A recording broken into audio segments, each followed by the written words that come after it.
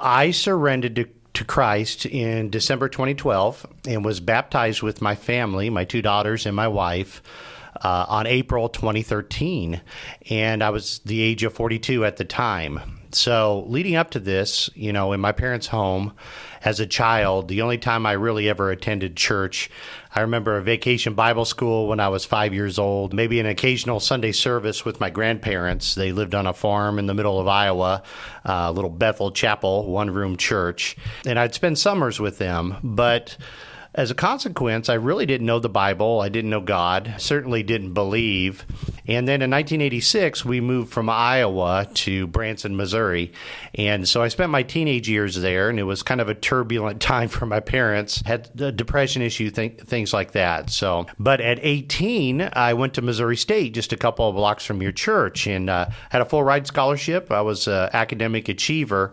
But when I got to school, it was my first shot at adulthood, and I didn't do very good at it. I kind of fell into the party scene, gave up going to class, really didn't have a direction. And then I remember eventually the university sent a letter to my parents and suspended me and said, you could come back, but you need a year to get your life in order.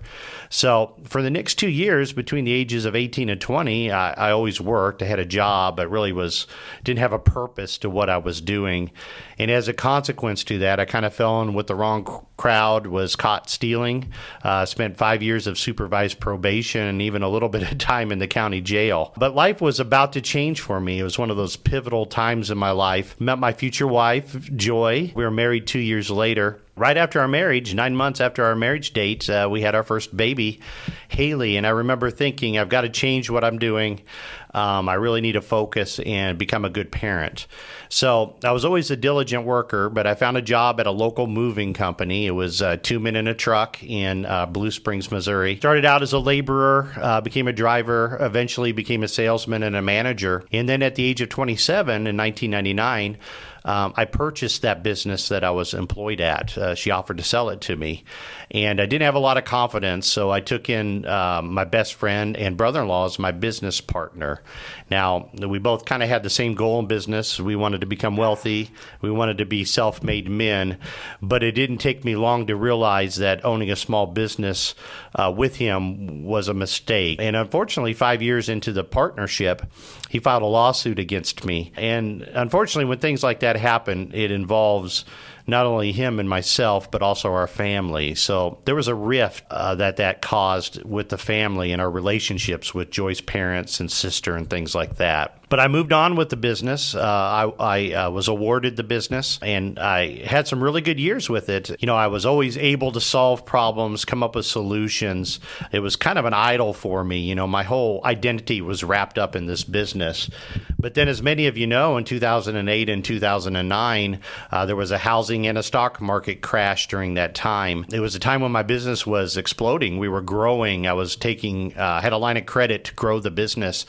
But within a short amount of time, my revenues were down 50%, and there was no recovering from it. It seemed like the harder I worked, the more desperate the situation became. And I realized that there was more to life than just business and family. There was a void in my life.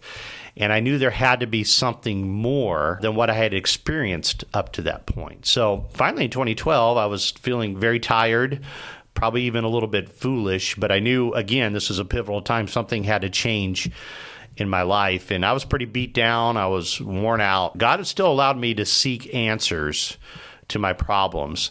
So ironically, both my daughters were saved. One was a teenager, one was a preteen. Sunday mornings, I would take them to two separate Baptist churches in Blue Springs, Missouri. And I remember one day thinking, this is kind of crazy, My kids believe in something. I ought to give it a shot. So it's amazing how God used my children to draw me to him. So I thought maybe this is the answer that I needed. So I visited both churches. Both of them had the same message. There's a God, there's a Savior. And I kind of knew that. I'd already really known that, but I didn't see where I fit in. I didn't realize that I was a sinner in need of a Savior. I didn't realize that I just needed to give myself up to Him.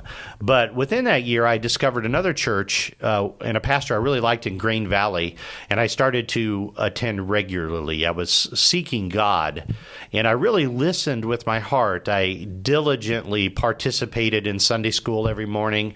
I went home and I devoured content of the Bible every night. My wife saw this. She saw a change in me, I think. And we were both skeptical of religion, the Christianity religion.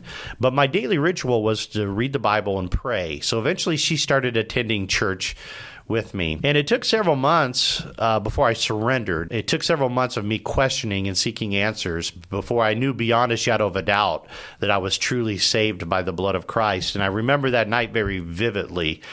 Jesus let me know in a personal, vivid way that will forever be etched in my mind, that left no doubt that I was a saved person destined for eternity in heaven with God. I remember after that, the indwelling of Christ in me led to profound changes in how I ran my business and my lifestyle, and profound changes in the way I thought about things.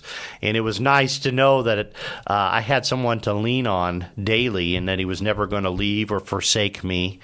And it was a huge relief. It kind of lifted a burden, because I knew that all my past mistakes really didn't matter at that point, and my future mistakes really didn't either. So that's my testimony. My call to ministry is part of my testimony also, I believe. When I became a Christian and was saved, I knew that I was on fire. I knew I was called to serve God, and I knew that I had to show His love to other people. So as a new Christian, I jumped in and I helped in any way that I could. I remember Joy and I would go in and clean the sanctuary on Saturday morning. We'd vacuum carpets, clean pews.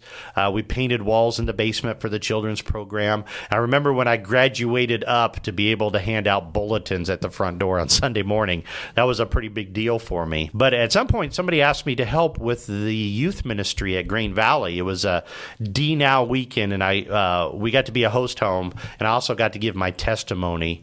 And it was through this ministry that really set me on a course with a compelling desire to serve Christ as a call to ministry. Eventually, there was an opportunity to run the youth group. I did that. Eventually, there was a bivocational opportunity at Grain Valley. So I ran the youth ministry. I was running my business and going to college at that time.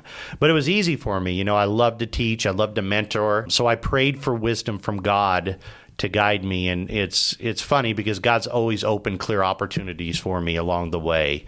He's always shown me where and how He desires me to serve Him. So my call's been confirmed by two different pastors, two different senior pastors, two different congregations, and ultimately my wife, that was my test.